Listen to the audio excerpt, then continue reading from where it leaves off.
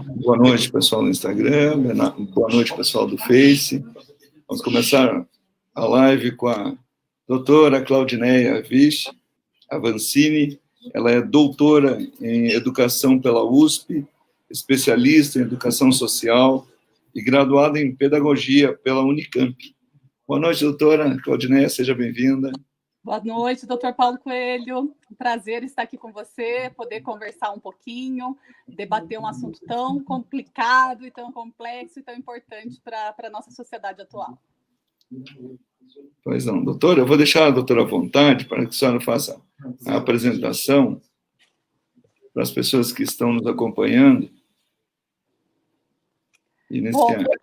Fique à vontade, doutora. Obrigada.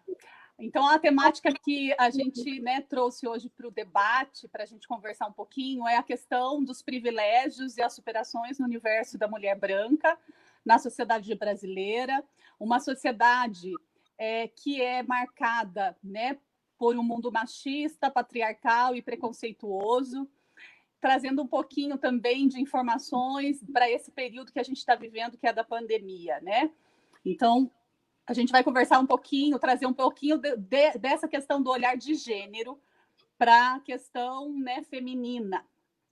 E eu falo, o doutor Paulo me apresentou já, eu fiz doutorado na USP, e durante meu doutorado eu fiz parte de um projeto de pesquisa que se chamava Mulheres Inovadoras no Ensino. Era um projeto entre a Universidade de São Paulo, a USP, e a Universidade de Paris. E desse projeto surgiu esse livro que nós escrevemos, um livro escrito a várias mãos, com várias professoras e pesquisadoras da USP, onde a gente traz um pouquinho de algumas histórias de mulheres que ficaram invisibilizadas por conta do fato de serem mulheres. E que a gente traz à luz, e a gente traz a história dessas mulheres para mostrar como elas se destacaram ali entre os anos de 1860 a 1960. E por conta desse estudo que nós fizemos, eu acabei me aprofundando nos estudos sobre gênero, sobre a história das mulheres, e é um pouquinho sobre isso que nós vamos conversar hoje. E aí, assim, eu fiquei pensando, o que a gente podia começar a conversa, e trouxe, então, um pouquinho da história, da luta pela cidadania, a história do sufrágio universal no mundo. O que é sufrágio universal? A história do voto. Quando que as mulheres começam a votar? Essa foto é uma foto da época em que as mulheres não podiam votar nos Estados Unidos ainda, e houve todo um movimento na defesa de que as mulheres pudessem votar e, posteriormente, que pudessem até se candidatar para algum cargo eletivo. E sobre isso, eu acho que é interessante destacar que duas autoras, a Michelle Perrot, que é uma autora que fundamenta muito o meu trabalho, e a Geneviève Fraissé, acho que é assim que fala o nome dela, na obra História das Mulheres no Ocidente, elas trazem a questão do movimento feminista do século XIX e início do século XX, que buscava uma transformação na condição da mulher na sociedade, através principalmente da luta pela participação na cena eleitoral.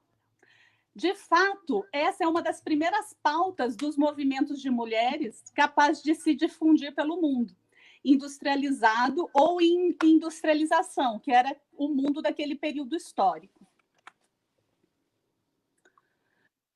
Então, onde que foram os primeiros lugares em que as mulheres conseguiram ter direito ao voto? A Nova Zelândia, em 1893, oportunizou que as mulheres pudessem votar.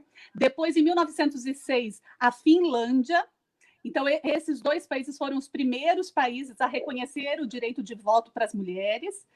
Depois disso, na Grã-Bretanha, todo o movimento de mulheres lá na Grã-Bretanha acabou conquistando o direito ao voto após a Primeira Guerra Mundial. E esse direito a voto acabou se espalhando por toda a Europa. Nos Estados Unidos, a Constituição promulgada em 1787 ela foi todo assim. Desde 1877 houve toda uma disputa feminina, e eu vou tratar um pouquinho sobre isso daqui a pouco, dizendo por onde que as mulheres começaram a se fortalecer e por onde elas começaram a buscar refúgio e força para ampliar o movimento feminino. Mas até 1919 houve somente tentativas, né? Só em 1919 que foi definido o voto para as mulheres através da emenda 19 da Constituição. E esse movimento ele nasceu com a luta contra a escravidão em meados do século XIX. E ele acabou tendo um grande impulso, né, das sufragistas inglesas. Então, as mulheres inglesas que lutavam pelo direito de voto na Inglaterra auxiliaram muito as mulheres americanas nessa luta pelo direito ao voto que elas acabaram se movimentando, se unindo. Então, em 1929, né, vamos pensar agora em outras partes da América. O Equador foi o outro país que, em 1929, ofereceu, né, esse direito ao voto para a mulher. E, alguns anos depois, no Brasil, a mulher também passou a votar. Mas isso aconteceu somente em 1932.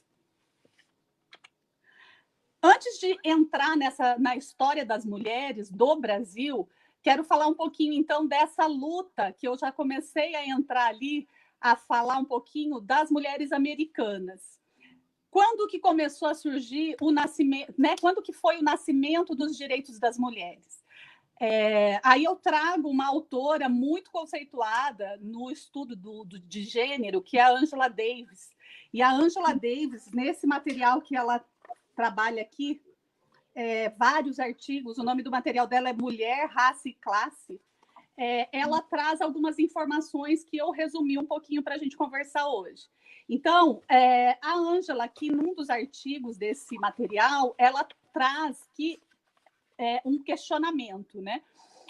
Por que tantas mulheres se juntaram ao movimento anti-escravatura nos Estados Unidos?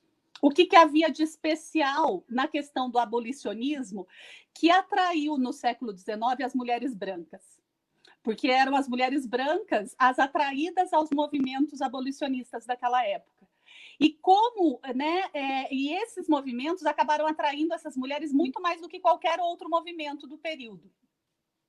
E aí ela começa a se debater e a pensar que poderia se, para pessoas menos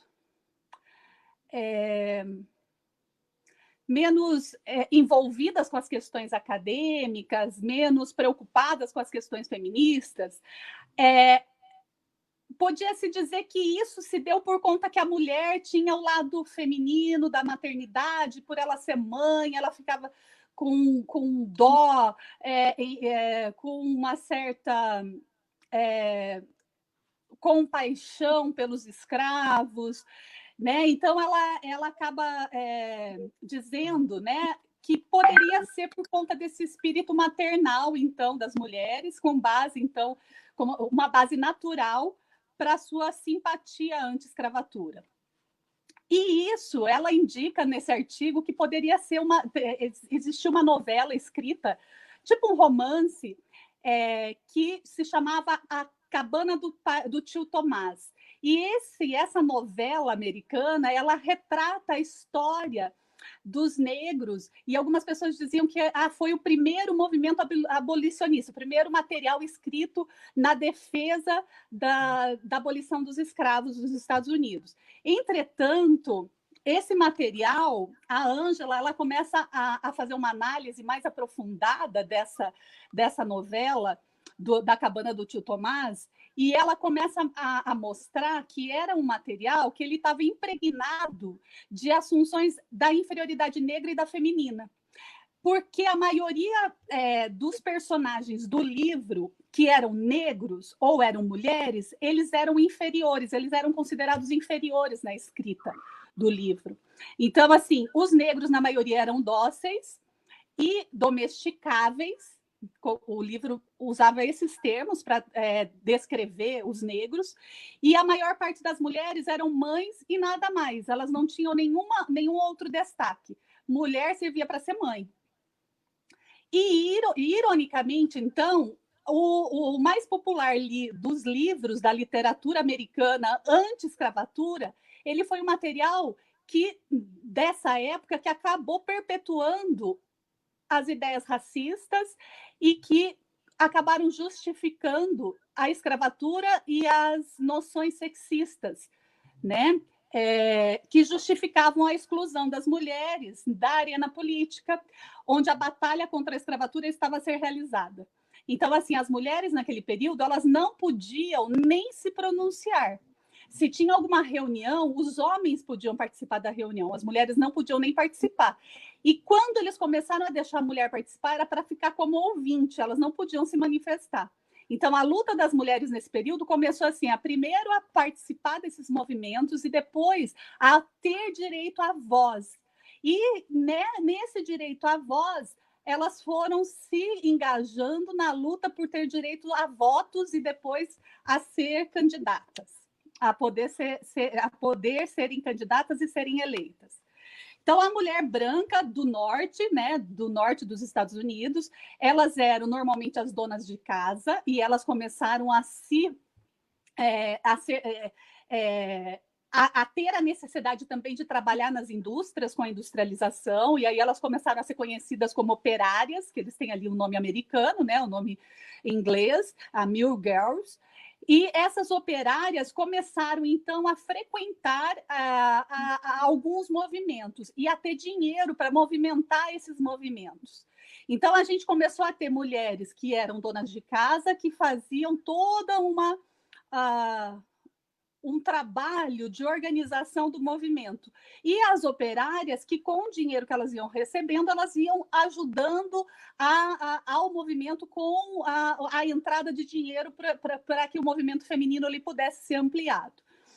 Então, a metáfora da escravatura, quando pensavam, né, as mulheres, a hora que elas pensavam nos escravos, elas começavam a se enxergar também como algo escravizado, por elas não terem direito à voz, não terem direito a voto, não terem direito a muitas coisas. Então, elas começaram a se perceber também no nível dos escravos. E por isso elas se engajaram tanto na luta contra a escravidão nos Estados Unidos, porque elas começaram a se perceber no mesmo local dos escravos. Apesar de não serem, por serem brancas, elas têm sim a sua... a sua, que eu chamo, né, na nossa fala ali, os seus privilégios, que a gente vai conversar um pouquinho mais sobre os privilégios, né, da mulher branca mais para frente. Então, as mulheres bem posicionadas, elas começaram, então, a denunciar a sua falta de preenchimento da sua vida doméstica, elas começaram a definir o seu casamento como uma forma de escravatura, e para as mulheres trabalhadoras, a opressão da economia que elas sofriam no seu trabalho, elas tinham um forte componente de escravatura, porque as mulheres até hoje, em algumas profissões, as mulheres ganham menos que os homens. Imaginem em 1800, como que era a diferença de salário e a diferença de tratamento das mulheres e dos homens. Então, durante os anos de 1830, as mulheres brancas, esposas e trabalhadoras, elas estiveram, né, ativamente no movimento abolicionista. Então, elas se embrenharam nesse movimento lá nos Estados Unidos, enquanto as operárias, elas contribuíam, então, com dinheiro para organizar os bazares, para angariar fundos, e, então, as mulheres da classe média, elas tornaram-se agitadoras e organizadoras da campanha anti-escravatura. Muitas mulheres brancas manifestaram a sua simpatia pela causa dos negros, baseada no estabelecimento da ligação, então, entre os dois grupos oprimidos, entre os negros e as mulheres. E no Brasil? O que acontece no Brasil? A gente também foi uma sociedade escravocrata. A gente teve escravos até, né, há um bom tempo atrás, né? Então, a gente aboliu a escravatura em 1888. a preocupação e o enfoque, então, sobre as relações raciais na sociedade brasileira, ela tem mudado muito nos últimos anos, né? Então, a gente tem agências governamentais, programas específicos, tanto no âmbito federal, municipal ou estadual, municipal ou federal, criando criando leis e mecanismos para reduzir a desigualdade social. Né? Então, o intuito dessas leis, desses programas, é diminuir a desigualdade que é causada principalmente pelo racismo da nossa sociedade, um racismo estrutural que compõe a sociedade, que às vezes a gente nem percebe que a gente está sendo racista. Então, a sociedade brasileira, e mais especificamente os estados, eles começam, enfim, a responder de forma tímida, sim, mas eles começam a responder algumas demandas e algumas reivindicações da luta política do movimento negro. Então, como que são essas respostas? A gente tem que citar, nesse caso, a questão da política de cotas para os negros, para algumas universidades, a institucionalização, né, por alguns estados, de um dia para ser considerado um dia da consciência negra. Então, assim, no Paraná a gente não tem esse dia instituído, mas em muitos estados, outros estados brasileiros a gente tem, como São Paulo, Bahia, né? E a criação da Secretaria da Igualdade Racial. E, além disso, a Lei 10.639, que tornou obrigatório o ensino nas escolas do ensino fundamental e médio da história da África e da cultura afro-brasileira. Então, assim, a gente passou a ter algumas leis e algumas iniciativas tentando reduzir a desigualdade racial. Não nos perguntamos, no entanto, sobre a experiência e as construções cotidianas do próprio sujeito branco como pessoa racionalizada. Então, assim, a gente trata da experiência da própria identidade branca, que, segundo a Ruth Frankenberg, ela é vivida imaginadamente como se fosse uma essência herdada e um potencial que confere ao indivíduo poderes, privilégios e aptidões intrínsecas. Aqui, gente, entra um pouquinho aquela parte que eu estava falando, assim, que a sociedade branca, nós que somos brancos, nós somos privilegiados e a gente nasce com algumas questões relacionadas a esse privilégio já intrínseco na gente. Então, muitas vezes as pessoas imaginam que o fato de serem brancos já é assim, é herdado, é algo que me possibilita poderes, né, privilégios, e isso, no olhar de muitas pessoas que discriminam os negros, os índios, é algo natural. E a gente precisa conversar sobre isso, pensando que isso não existe naturalidade nisso, né? Então, a gente tem alguns autores que estudam, né, alguns críticos, que fazem alguns estudos críticos da questão da branquitude e vão apontando para a importância de estudar os brancos com o intuito de desvelar o racismo. Porque, assim, durante um período, as pessoas pensavam muito assim, vamos estudar os negros. Ou, quando eu queria estudar sobre a violência contra a mulher, vamos estudar a mulher. E o que os pesquisadores começaram a perceber é que não adianta a gente pesquisar a mulher, ou a gente pesquisar o negro. A gente precisa entender por que o branco discrimina, por que o homem é machista. Então, os estudos, eles, num determinado momento, ele se foca na questão do branqueamento, da branquitude, para o estudo do racismo, e a questão do machismo, né? O estudo do homem, por que o homem pensa dessa forma, ou age de determinadas formas, para entender o porquê do feminismo, né?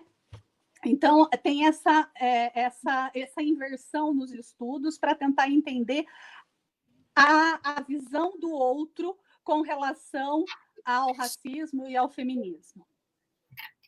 E aí, então, intencionalmente ou não, a gente tem, né, um papel importante na manutenção e legitimação das desigualdades sociais, quando a gente começa, né, a não olhar por esse outro viés. Então, o lugar do branco nas relações sociais. Então, a partir da década de 90 do século passado, os estudos sobre a raça e o racismo nos Estados Unidos, eles começaram a mudar o seu enfoque e novos olhares sobre o tema começaram a surgir. Apesar de que, né, nos Estados Unidos serem pioneiros, então, nos estudos sobre a branquitude, a gente encontra produções acadêmicas sobre essa temática também na Inglaterra, na África do Sul e aqui no Brasil, né, na Austrália. Segundo Stein, os estudos sobre a raça, eles são marcados pela transferência do olhar das margens para o centro, e ele é um análogo lógico ao estudo do feminismo. Então, que é aquela história assim, as mulheres lá no passado começaram a se engajar no movimento negro porque elas se reconheciam como alguém que era desvalorizada, assim como os negros. Então, por ser algo muito próximo, o estudo do racismo e o estudo do feminismo, eles acabam se unindo, se projetando num estudo, né, direcionado a isso. Então, assim, considerando a categoria gênero como relacional, então passaram também a estudar e levantar o problema do homem, retirando assim a mulher do foco problemático no qual recaíam os estudos sobre as desigualdades de gênero. Porque uma coisa que eu acho que a gente precisa entender é que, assim, o machismo existe não é por causa das mulheres, é por causa do homem. Então, o homem precisa ser estudado. O racismo existe por causa do racista e não dos negros. Então, é o racista que tem que ser estudado, né? Aí vamos voltar para o voto aqui no Brasil e o sufrágio feminino, né? E o sufrágio no Brasil. Então, depois do golpe militar que proclamou a República lá em 1889, a vida urbana brasileira ela se acelerou e as indústrias começaram a se multiplicar no Brasil. Essas mudanças trazidas pelo novo sistema político abriram caminho para a criação e organizações de luta. Então, o Partido Republicano Feminino, o PRF, criado lá em 1800, ele foi fundado dia 23 de dezembro de 1910, e a organização que se propunha era de promover a cooperação feminina para o progresso do país, combater a exploração relativa ao sexo e reivindicar o direito ao voto para as mulheres. Então, após várias tentativas sem sucesso, a emenda de fazer uma emenda na Constituição para que criasse o voto feminino, a alteração da legislação eleitoral que conferiu o direito ao voto para as mulheres, ela acontece após diversas campanhas de jornais que foram apoiados pelos mais diversos espaços da vida social, né? E o engraçado é que quando as mulheres começaram a se destacar, elas começaram a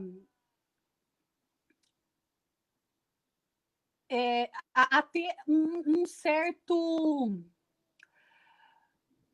certa, como que eu posso dizer, uma certa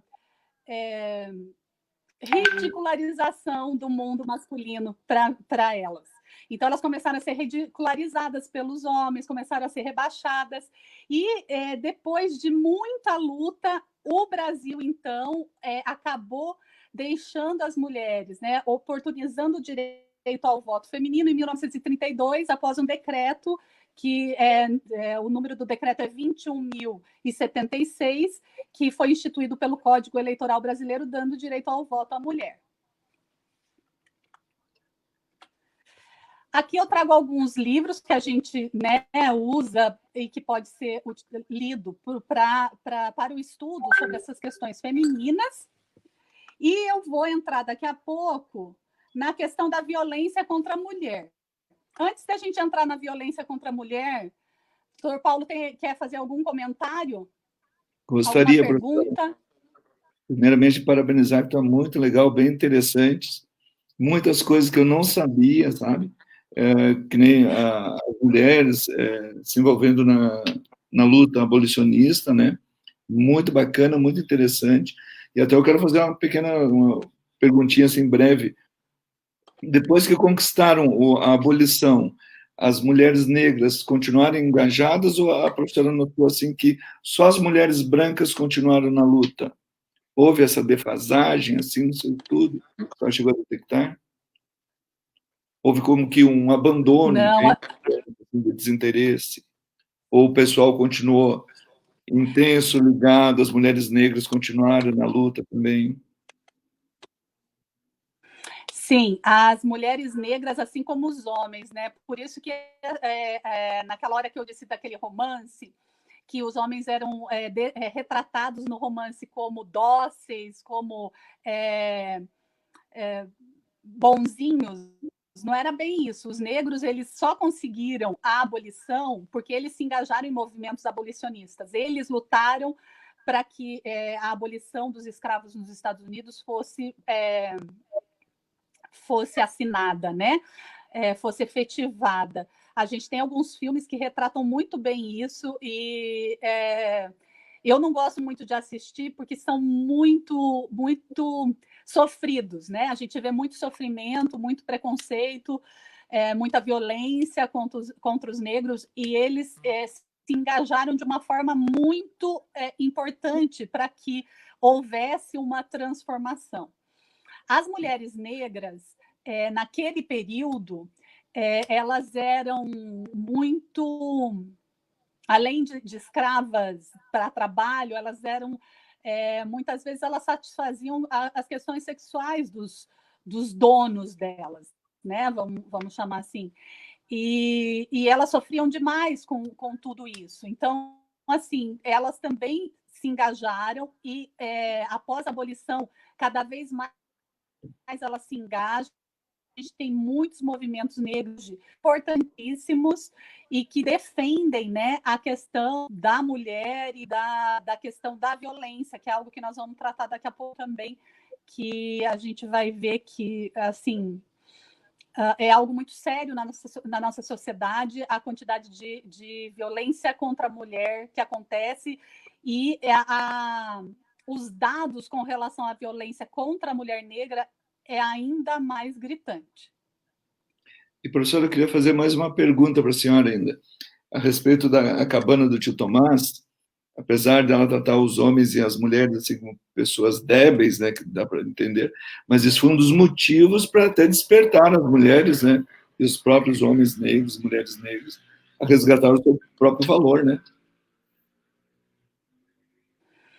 Sim, eu acho que a gente não pode desvalorizar nada do que aconteceu no passado e também uma coisa que a gente tem que tomar muito cuidado enquanto historiador, doutor Paulo, não olhar o passado com o olhar que a gente tem hoje do presente, sabe? Isso causa alguns problemas na análise histórica, porque a gente tem que entender que o passado ele faz parte de muitas outras relações que aconteciam naquele tempo. Então, para fazer uma análise do passado, a gente tem que meio que sabe, Analisar o tirar as tempo, né? amarras que a gente tem. Oi? Analisar o tempo que aconteceu também, né? Porque hoje o pessoal Isso, analisa analisar o hoje, né? Com a visão de hoje, né? É isso que a gente não pode fazer. A gente não pode analisar o passado com a nossa visão de hoje. A gente tem que tentar entender o que eles viam, como eles viviam, né? Para não causar nenhuma análise equivocada do passado. Exato. Vou deixar a professora continuar. Pode me interromper a qualquer momento, tá, doutor Paulo? Eu estou Interessante, estou bem gostando. tranquila aqui, assim, a gente pode ir conversando. Tá, joia. Com relação, então, à violência das mulheres, de acordo com a Dari Bueno, do Agora que São Elas, é um jornal atual, 12 milhões, agora vem uns dados que vão nos assustar um pouco, tá, gente? Então, 12 milhões de mulheres sofreram algum tipo de ofensa verbal em 2016. Vejam, isso foi há 4 anos atrás. 5,2 milhões foram assediadas e humilhadas publicamente no transporte público. 4,4 milhões sofreram uma violência física, como tapa, chute ou soco. 1,4 milhões foram espancadas ou sofreram tentativas de estrangulamento. Em 61% dos casos, foi por alguém conhecido. Em 52% dos episódios, nós, mulheres que vimos e assistimos algum tipo de agressão desse tipo, não fizemos nada.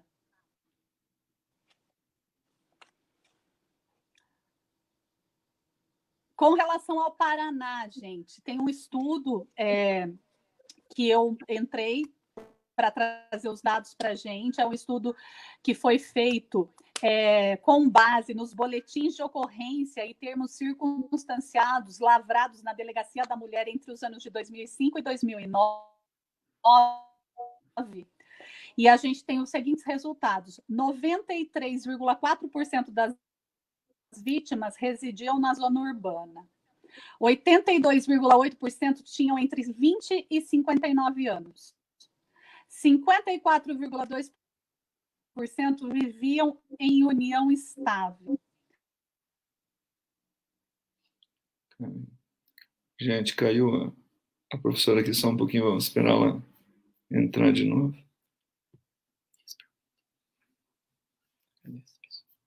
Só se vocês quiserem ir fazendo perguntas, quando a professora voltar aqui, só um pouquinho, deu um probleminha. Ver se a gente consegue encontrar a professora de novo aqui. Um assunto muito interessante que a gente está falando com a professora Claudineia. Ela é doutora pela USP, tornou a professora. Entrei. Podemos recomeçar. Voltei. Não sei o que aconteceu, caiu do nada. Não tem problema. Então, eu estava ali falando dos dados, não sei qual dado que eu parei. Aqui, ó, com 54,2% via união estável. 69,4% tinham ensino fundamental, 52,7% desenvolviam atividade remunerada, então trabalhavam, 70,1% das violências ocorreram dentro de casa e as mais frequentes foram psicológicas e físicas. Então, assim, para mim, esses dados me assustam muitíssimo, né, gente? É algo muito grave e, assim, o que assusta ainda mais é que os principais agressores eram familiares, em especial os cônjuges, os maridos, os namorados, né? Posso interromper um pouquinho, professora? Me fazer Pode. uma pergunta. É muito comum, eu trabalho em pronto-socorro, e é muito comum e revoltante a gente ver as mulheres que chegam lá agredidas, né, fisicamente. Eles normalmente atingem no rosto, diretamente no rosto, uma agressão covarde, assim, que a gente se revolta, sabe? Volta do rosto, nariz, é muito comum. Sim. As mulheres serem feridas. E eu procuro falar com elas, né? E eu estimulo elas, digo, vá na delegacia, se defenda, faça um boletim de ocorrência. E até hoje, professor, eu não vi nenhuma delas fazer coisas assim, enxutas, agressões grosseiras, assim, deixam a gente revoltado, e elas se omitem, professor. Então, acho que isso alimenta essa violência, né, doméstica, a não atitude.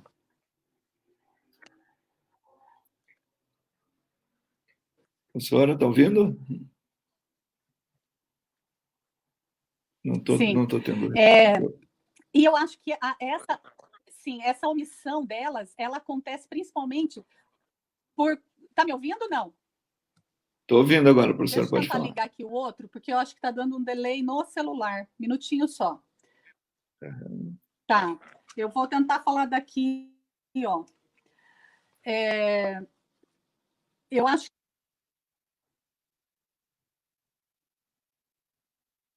Não estou conseguindo, a professora está sem áudio.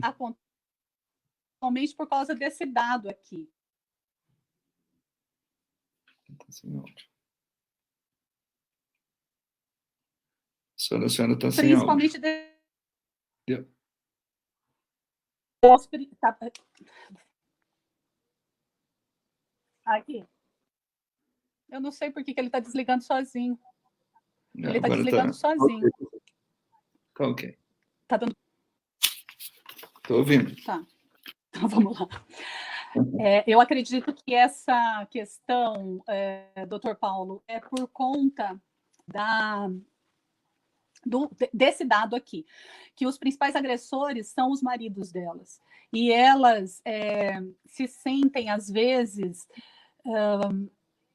primeiro, tem uma questão psicológica, né? Elas ainda acham que elas acabam perdoando de uma forma muito fácil. Elas ainda acham que também tem a questão de que elas são apaixonadas e continuam apaixonadas e querem dar uma segunda chance. Outras vezes é por conta até da impunidade. Eu já vi vários casos de mulheres que denunciam não só casos de violência contra a mulher, mas violência contra a criança também, né? A gente é até mais aterrador o caso, mas elas relatam que assim elas fazem a denúncia e o pai, o marido, eles continuam morando no mesmo lugar ou na mesma rua, e o acesso a elas é muito fácil. A gente precisa pensar em políticas, eu acho, de resgate dessas mulheres, dessas famílias, desse agressor, ou né, aquilo que está sendo feito agora com, eu vou falar daqui a pouquinho, a questão da Lei Maria da Penha e depois a lei do feminicídio, que transforma o crime contra a mulher como algo hediondo. Então, acho que isso é fundamental para que a gente possa ter uma sociedade com um pouco mais de justiça para a mulher, para a criança que é agredida, que acaba sofrendo essas violências, né? Sim. Pode prosseguir, professora.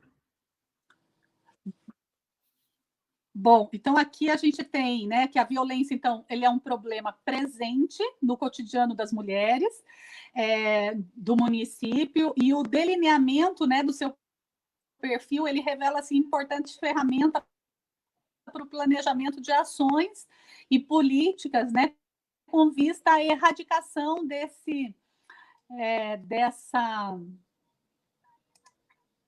violência. Voltou lá no começo, espera aí.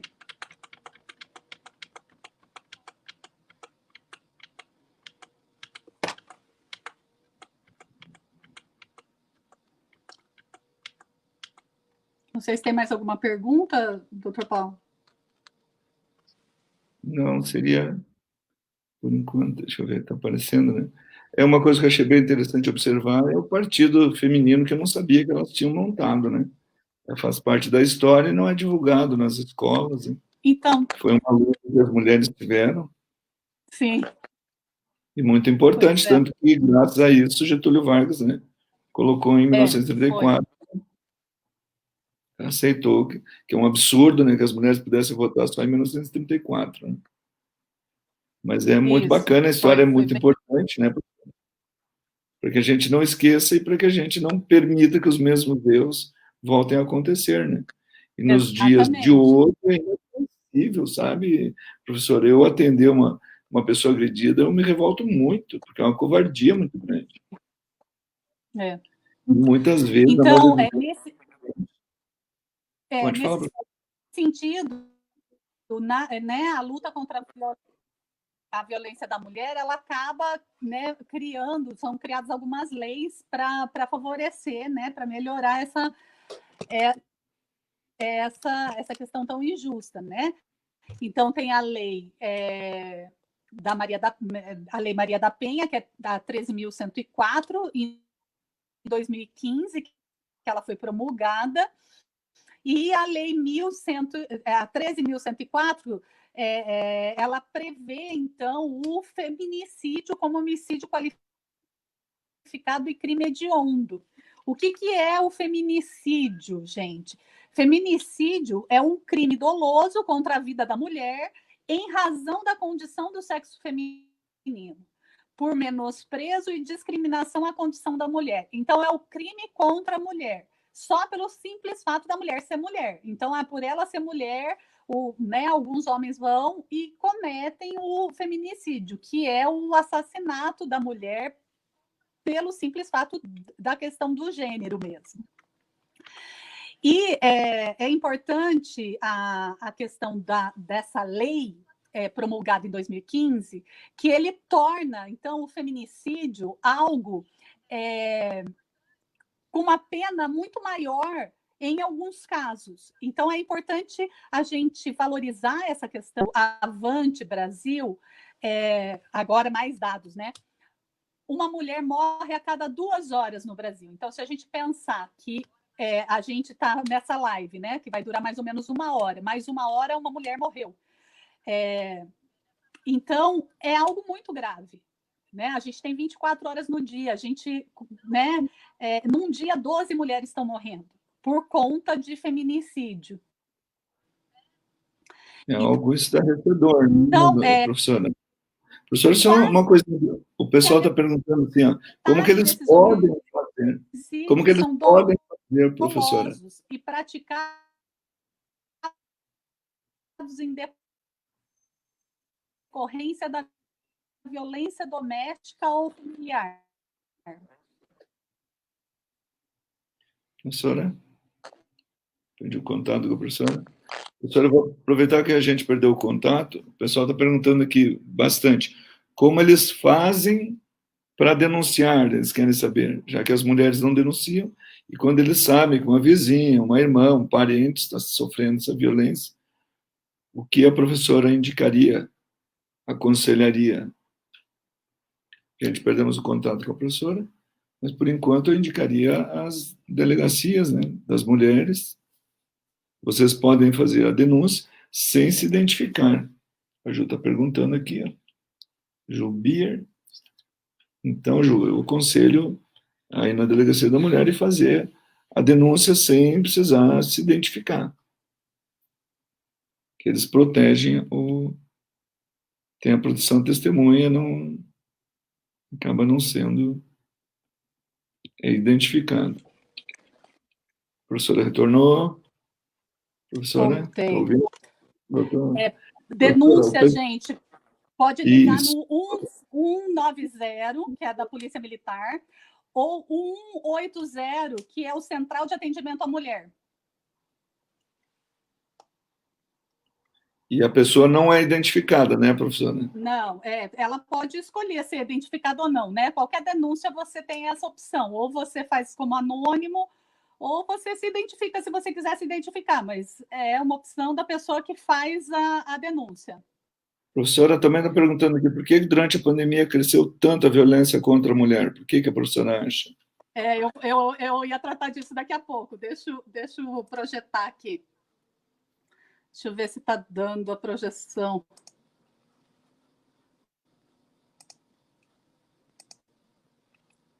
Acho que foi, né?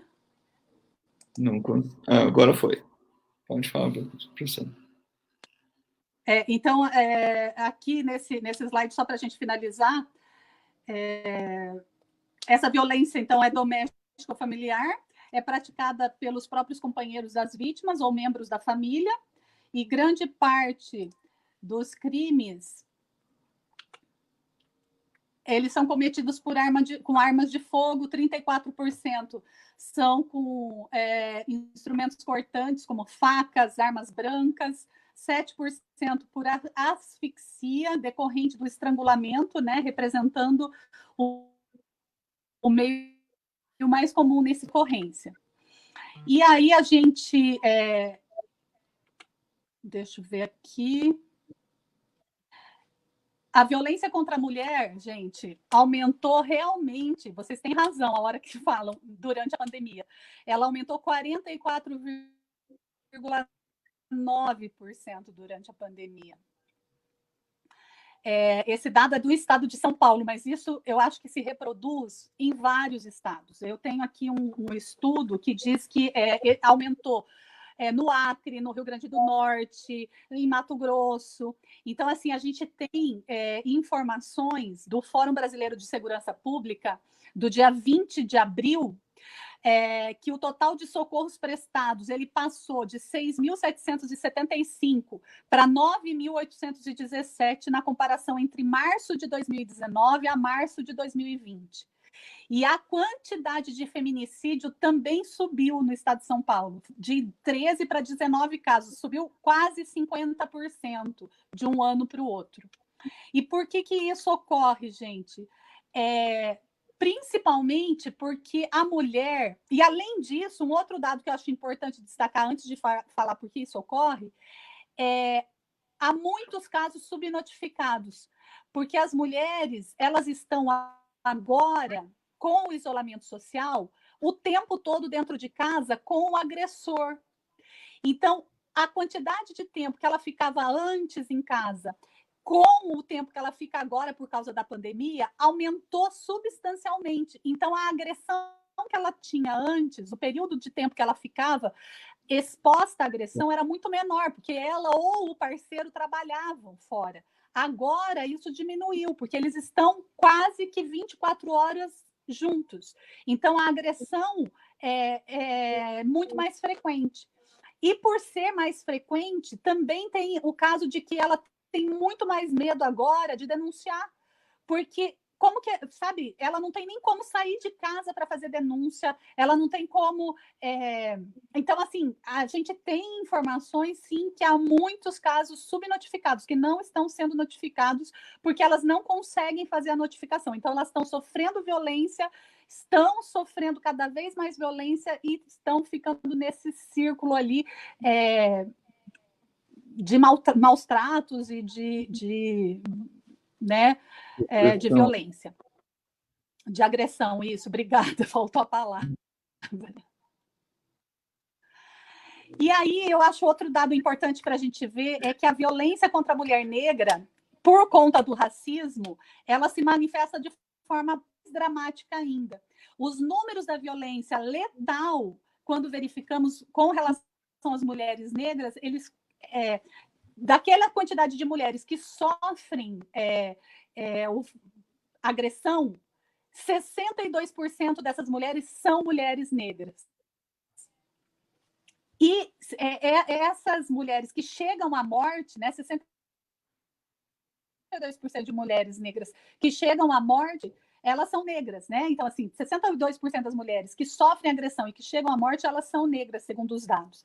E as mulheres negras, então, elas foram as principais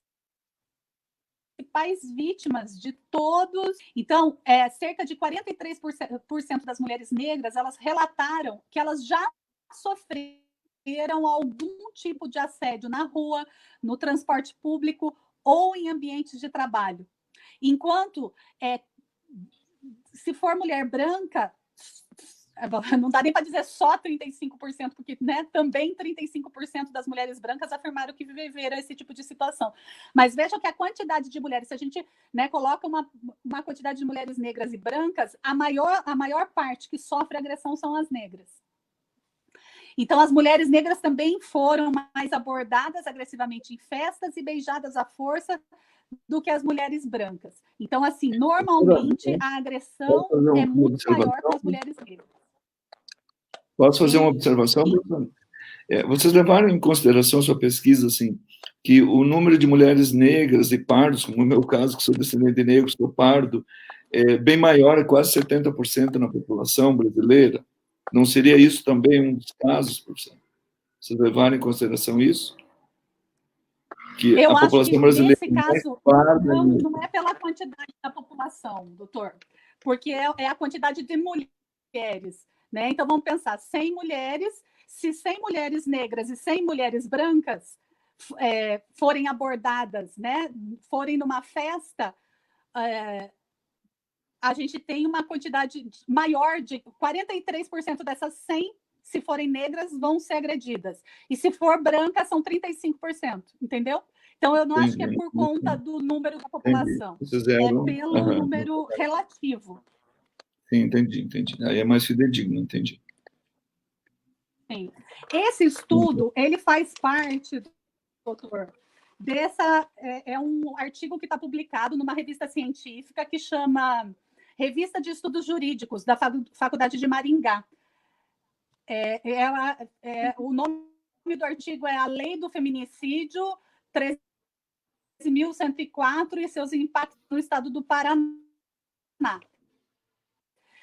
Todos esses dados que eu estou trazendo, eu trouxe lá no final da minha apresentação. Esses dados da violência da mulher negra estão nesse jornal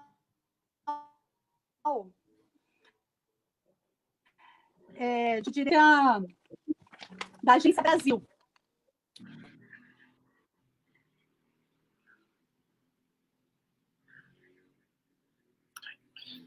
Pessoal, a gente está com um problema aqui ainda com a professora, mas um assunto bem importante, né? Violência contra as mulheres. Então, a gente está vendo aqui a violência contra a mulher negra é bem maior. É um absurdo tu imaginar, né? Nos dias de hoje, a mulher sendo tratada desse jeito. E eu que trabalho em pronto-socorro, eu atendo muitas mulheres que são espancadas, é uma covardia, assim, toda covardia é revoltante, né? Agora, tu atender uma mulher com o nariz quebrado, o rosto fraturado. Deixa eu ver se eu consigo resgatar a professora aqui para a gente. Professora, boa noite. Gente, vamos pedir para você terminar a live, tá? Compartilhem, é muito importante esse assunto. Professora, nós temos 5 minutinhos ainda, professora. Isso, vamos tentar finalizar, doutor. É muito importante o assunto, viu? Aqui eu trouxe mais alguns dados, né, sobre os estudos das diferenças significativas nos índices de vitimização, né, por agressão e assédio, entre as variáveis de idade, instrução, a renda familiar mensal, classe econômica, raça, cor. Então, quando nós falamos das violências mais sutis, como as ofensas verbais e os assédios, o índice é mais alto entre as mais jovens do que as mais velhas. Entre as mais instruídas que as menos instruídas, as mais ricas do que as mais pobres, e entre as que pertencem entre as negras e pardas e entre as brancas, e entre as moradoras da região metropolitana e das regiões do interior. Isso pode levar a gente a pensar que algumas mulheres, por não terem instrução ou serem mais carentes, elas não percebem o nível de violência que elas estão recebendo. Então, por isso pode ser que esses dados estejam dessa forma. Não que realmente assim, as mais ricas recebem mais violência que as mais pobres, ou as mais instruídas das menos instruídas. Mas talvez essas menos instruídas estejam sendo violentadas e nem percebam que estão sendo violentadas, sabe? E isso é algo muito grave também. E aí vem a questão que a gente precisa tentar mudar essa realidade. E isso só vai acontecer quando a gente assumir essa pauta do enfrentamento à violência contra a mulher em todas as instituições. E a gente começar a promover política pública eficiente em todas as esferas do poder, com um olhar ainda mais atento para a questão racial. Então, a gente precisa assumir que, sem uma discussão séria de raça, os índices contra as mulheres negras com relação à violência vão aumentar. E eu acho que é aí, né? Vou deixar aqui um material bem legal para leitura, que trata sobre o racismo, né? Sobre a questão do racismo histórico e estrutural da sociedade brasileira, e que a gente precisa perceber que, às vezes, a gente é racista sem a gente querer ser racista, sem a gente perceber que a gente é racista. Então, a gente tem que entender que o racismo existe. Se a sociedade é racista, a gente acaba sendo racista por tabela. E aqui estão as referências. Eu acho que a gente pode aproveitar esses últimos minutinhos para a gente conversar, tirar mais algumas dúvidas. Primeira questão, assim, vamos denunciar 190, direto na Delegacia da Mulher. A gente consegue ajudar e a gente consegue fazer pelo menos algo nem que for pequeno, mas que vai ser efetivo e que pode salvar a vida de uma pessoa. Professora, eu queria agradecer a sua participação. Deixa eu pegar aqui uma pergunta, pelo menos da Vanessa aqui, professora, que ela precisa, né, ela acha que a urgência na mudança cultural e políticas públicas seguir na defesa das mulheres, e quando ela fala em cultural, ela está se referindo à educação familiar e em sociedade. O que a professora acha disso? Eu acho que é isso mesmo, Vanessa, né? Vanessa. É uma mudança que a gente tem que fazer desde os pequenos, sabe? Eu acho assim, eu tenho 2 filhas, são 2 meninas. A gente tem que criar os nossos filhos para que eles tenham esse olhar e que não aceitem qualquer tipo de abuso, qualquer tipo de violência, que denuncie, que fale sobre isso, por mais que doa, né? Porque sofrer uma violência é algo que machuca e que deixa o nosso psicológico muito afetado. Mas se a gente não conseguir falar sobre isso, a gente vai sofrer mais e mais.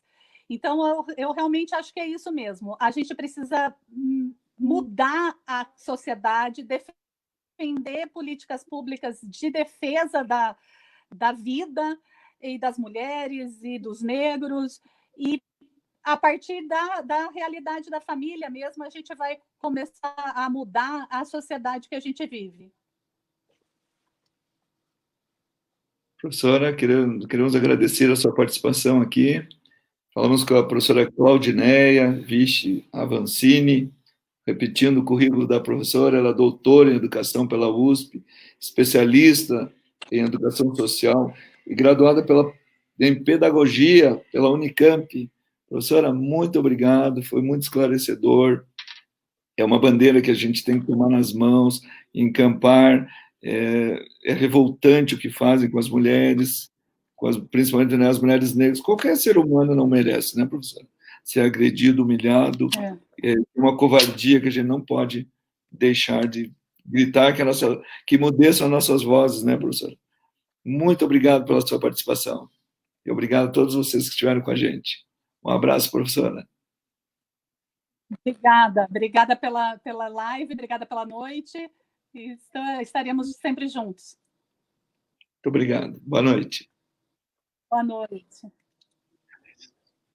Agradeço a todos vocês e, se possível, compartilhe. Essa live é muito importante, esse assunto é muito importante. Boa noite a todos, uma boa semana a todos nós.